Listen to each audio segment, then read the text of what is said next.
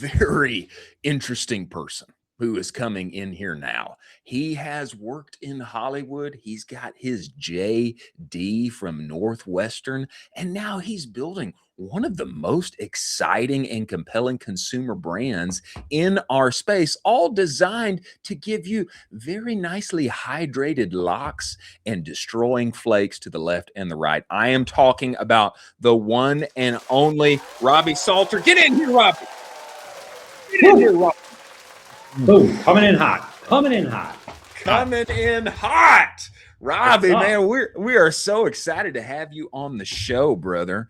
And man, just to start us off here, you've got to give us some origin story because man, you've got one of the most interesting journeys in the world. Working in Hollywood with Jerry Bruckheimer and CSI and all of this stuff, and then man, getting your degrees up in the beautiful Midwest, and now, man, you've got this incredible brand on your hands that you are growing up into the right. How did you get here, brother? Thank you. I mean, listen, guys, so humbled to be here. Really appreciate y'all. So thank you. Listen, this is a personal story, right? Like you don't tell your wife you're going to start a dandruff company unless it's deeply personal and it's something that you really see is something that needs to be fixed, right? And that's what entrepreneurs are. So taking it back a little bit, I am a Midwesterner from Detroit, went to the University of Michigan. Started a couple companies when I was in college. One of them was a total failure. The other one, and you learn a lot from it, right? Sure. The other one was a bit successful, and that gave me enough money to move out to LA and kind of putz around for a little bit. Somehow hustled my way into Jerry Bruckheimer's office. Convinced him. The guy's, he's from Detroit. He loves somebody who can play hockey. I'm from Detroit. I was, looking to use my skates out in LA. Love it. But so I was out there for 6 years working on shows like CSI, movies like Pirates of the Caribbean. It was a grand old time, man. But industry started changing. Netflix was starting to stream, saw how the industry was going to fundamentally change. Went to school, got my JD MBA, went to New York following my wife, kicking and screaming, still kicking, still screaming.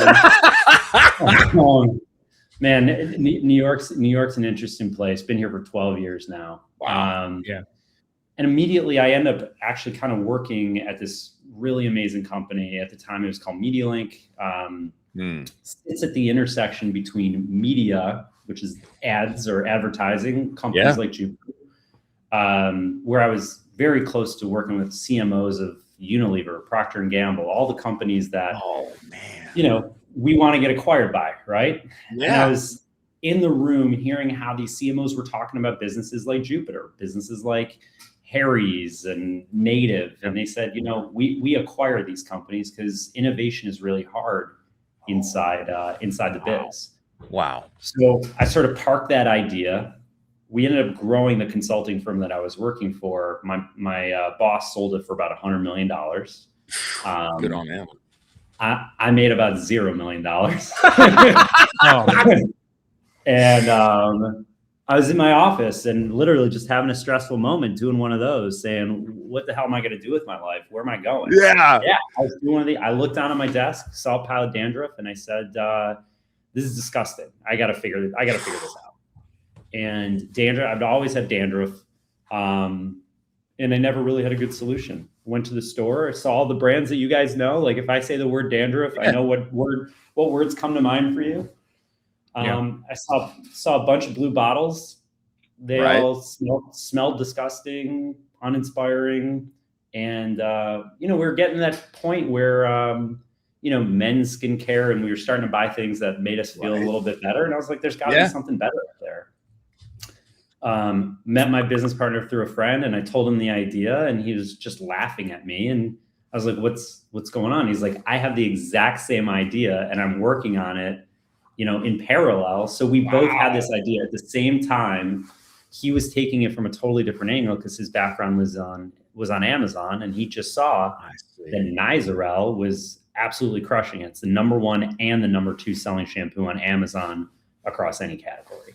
Whoa. So we both saw that there was this huge potential, and we decided, hey, let's do it. Let's throw caution in the wind and dedicate our lives to dandruff.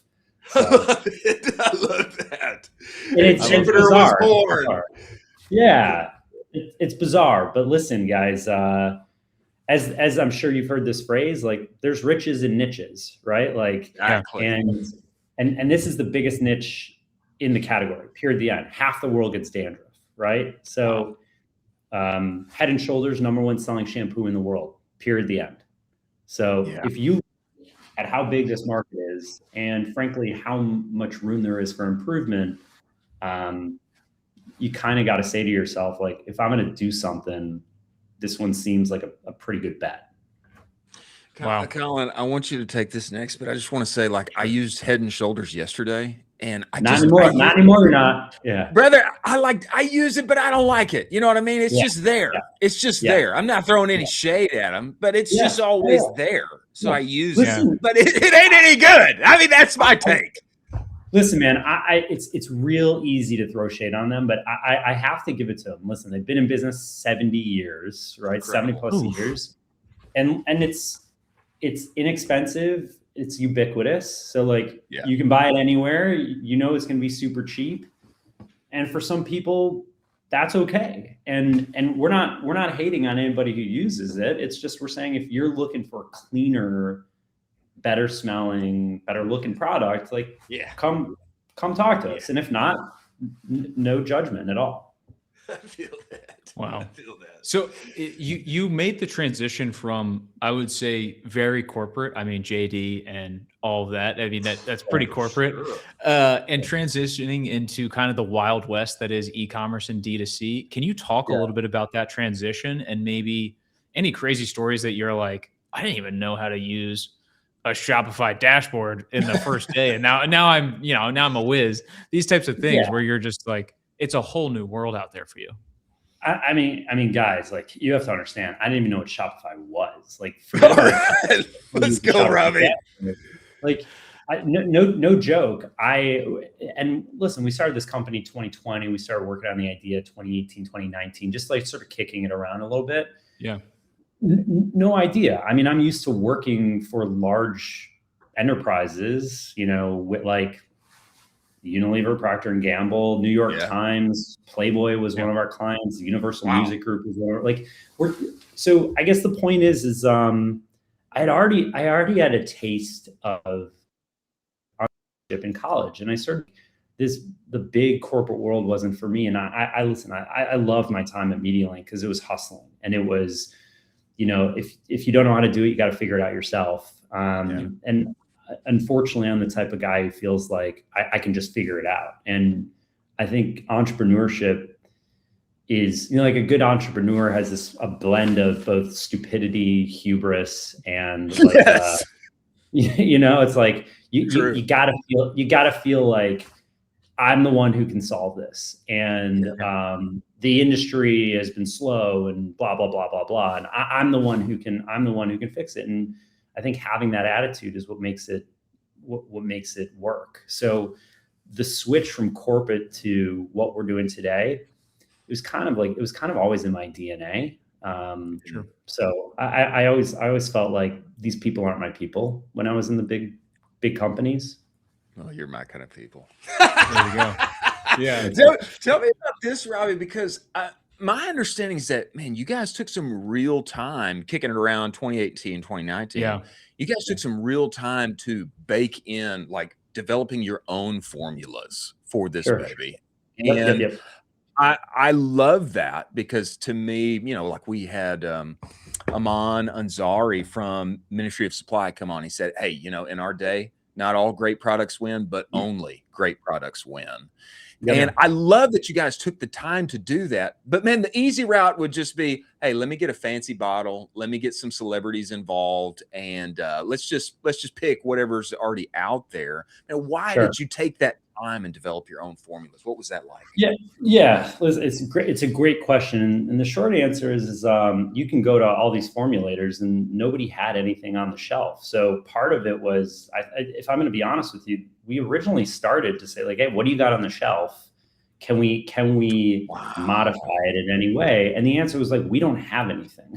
So that's you wild. can't modify it. So you can't even take what we have and modify it. And then secondly, what we learned really quickly, and I think, listen, being a consultant is, it makes you comfortable asking stupid questions, right? Like most consultants it seems like they ask stupid questions. You learn very quickly when you talk to these people that, the formulators, it's like, you want to own your formula. So you want to create something that's new, because if you ultimately ever want to sell the company, you have to own the IP. Yeah. So we, so early on we said, listen, the hardest trick of a good dandruff shampoo, and I think probably what's been preventing the industry from moving forward, is that the active ingredient, which for us, we use zinc pyrithione, it's hard to mask that smell because it does have like a medicated scent. So for us, it took about 18 months to figure out how do you not only get the smell, but the texture, the scent, the texture. It actually required quite a bit of time. And that's the back and forth with the formulators to say it's too thin or it's too thick or it doesn't lather. It takes time. That's interesting. You guys just launched in 1,200 Target stores, I believe. Yeah. If for the operator that's listening, that's also unbelievable. Congratulations on that. Congrats, Robbie. Congrats on that. For the operator that's listening to that and they are like, it's my time, I want to move into retail, I don't know how to do it, what's the first step I have to do? Can you talk a little bit about that process from going from 0 to 1,200 stores in Target, which is a crazy number? Yeah. I mean, listen, I think the short of it is you have to remember that it's like publishing a website, right? Like when people push publish on a website, they think the internet gives a shit. They don't. Nobody's waiting for you to push publish unless you're a Kardashian or if you're you're a big celebrity, right? And that's why celebrity brands work. And to me, it's not easier necessarily because it still involves a lot of hard work. And somebody's doing that hard work. I can't say the celebrity is, but somebody's doing that hard work. But the same kind of applies with retail, right? Like when you go in store, that doesn't make it like anybody gives a shit, right? You have to make the world care that you're at Target. You have to drive traffic to your aisle. And that's hard. So there is this idea of, is it a pull strategy where like you're in, people are already in the store and you're just trying to pull them over to your aisle?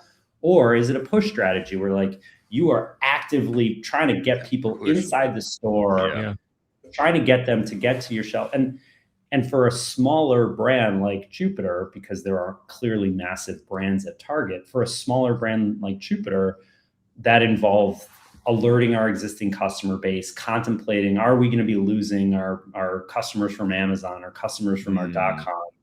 But then also figuring out how do we create brand awareness and some activity outside of, some marketing activity outside of our usual course of business to try to get people to go to Target.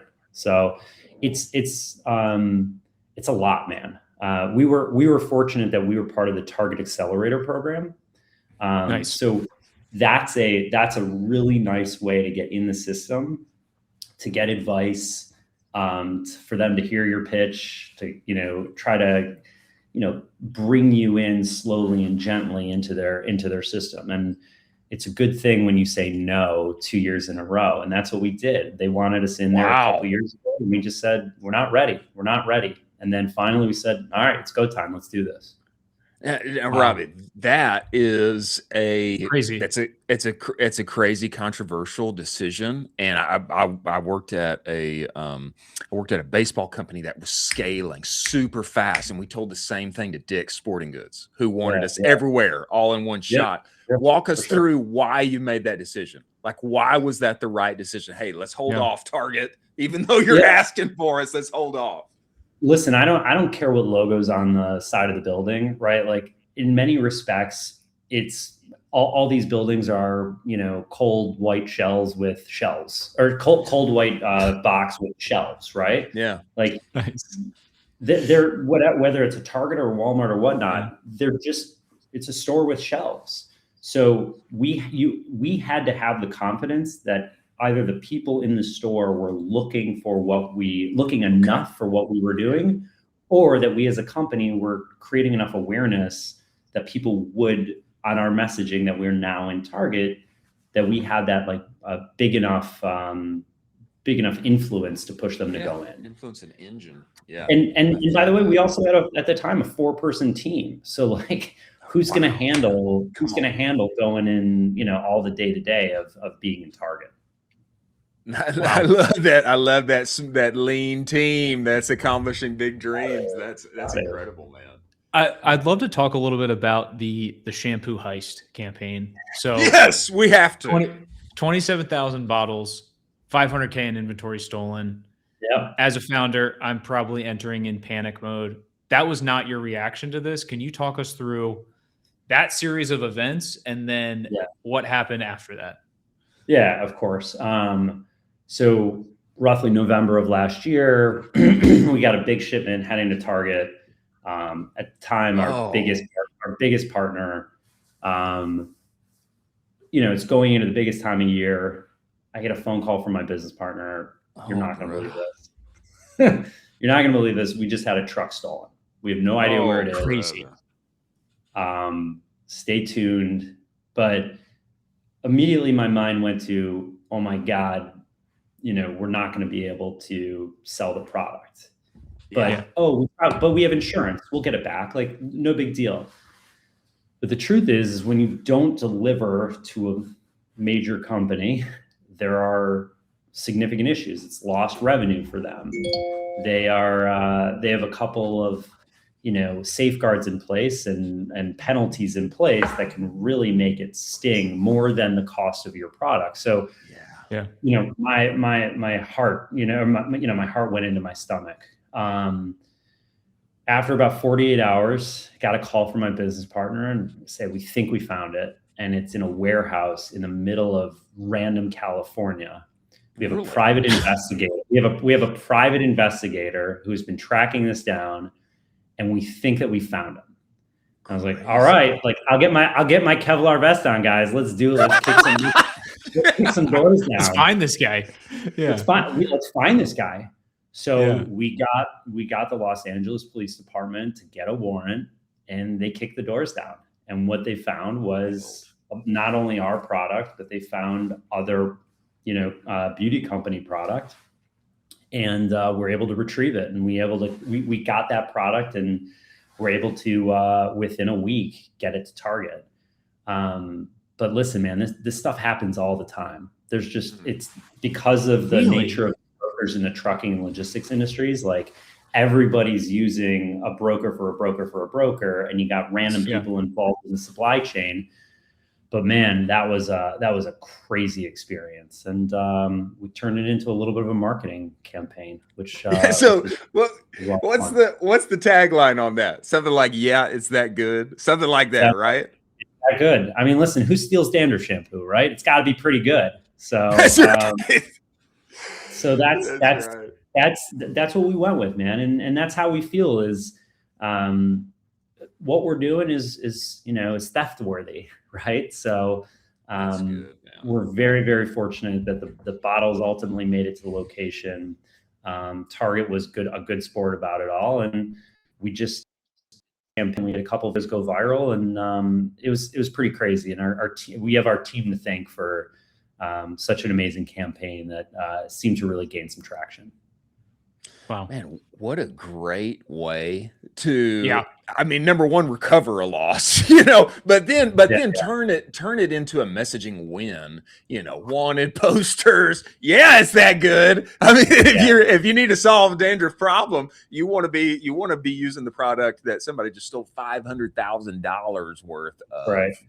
man, that is really compelling. I mean, that's thinking on your feet and your team getting with it and turning what could have been a major loss into a big win. Listen, it's entirely a team sport here, guys. Like we just have phenomenal players who are able to find influencers who can help elevate the message, great creative that hit the streets, and really proud of what we did. And we got a lot of exciting announcements coming up. So there's going to be more fun. And I think more than ever, guys, like we were a little sheepish. And it's one thing I've learned over the years is like, when you're breaking stigma, like you can't be sheepish. You got to kick the door down. Yeah. And we're going to be a little bit more disruptive because the Shampoo Heist campaign went so well. I dig that, man. I love that. I absolutely love that. Thanks, guys. Yeah, I'm a huge fan of that. I'm a huge fan of just going out there and getting it. Well, Robbie, man, before you go, and we appreciate you making the time and joining us here, man, if you can sprinkle any more sauce on what's exciting and coming up, we'll take it. But at very least, tell everybody where to find you and where to get their flakes problems solved and get those hydrated, luscious locks that you're wearing right now. That's what I want. Listen, guys, I'm not only the president, I'm a customer, right? It's it's gotta work for us, right? And that's what it comes back to, right? It's and I'd love to send you guys some product, but also for anybody who's watching this right now, I'm gonna give away a promo code, which is my name's Robbie, Robbie. Itchy Robbie is the promo code, and that's a friends and family discount. So for all your friends and family, you're now in the Jupiter friends and family. Wow. Let's go. You can buy us at hellojupiter.com. Itchy Robbie is the code. Amazon or 1,200 Targets nationwide. You're the man, Robbie. We appreciate you, my friend. And I'm going to show off these luscious locks after I get some Jupiter up in there. You can take off the hat and give it a That's right. That's right. We're gonna do it. We're gonna make this a segment. We're gonna clip it. We're gonna get it out there. Itchy Robbie, go use it right now. I appreciate you guys, seriously, and continue doing what you're doing. It's amazing work. So we will. Appreciate you joining us, my friend. Peace out. Bye-bye.